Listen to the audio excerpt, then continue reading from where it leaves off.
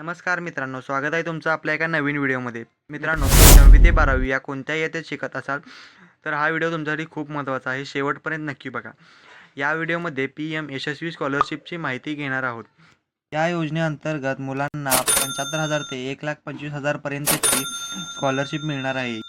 चला तर मग जाणून घेऊया या योजनेची पात्रता, निवड प्रक्रिया आणि आवश्यक कागदपत्रे. या योजनेचा लाभ घेण्यासाठी विद्यार्थी हा भारतातील कायमस्वरूपी रहिवासी असावा. OBC, EBC आणि DNT प्रवर्गातील विद्यार्थी यासाठी अर्ज करू शकतात.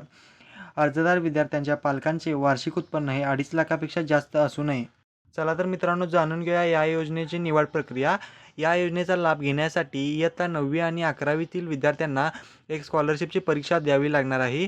स्कॉलरशिपची परीक्षा देण्यासाठी तुम्हाला एकूण 4 विषय असणार आहेत. यामध्ये मित्रांनो तुम्हाला एक प्रश्न 4 मार्कासाठी विचारला जातो.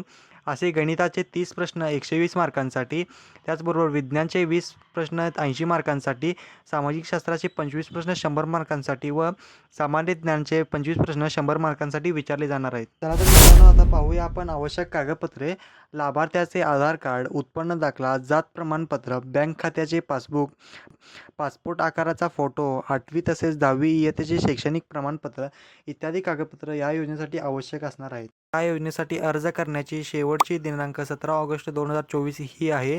स्क्रीनवर दिसत असलेल्या ऑफिशियल लिंकवर जाऊन तुम्ही ही नोंदणी करू शकता.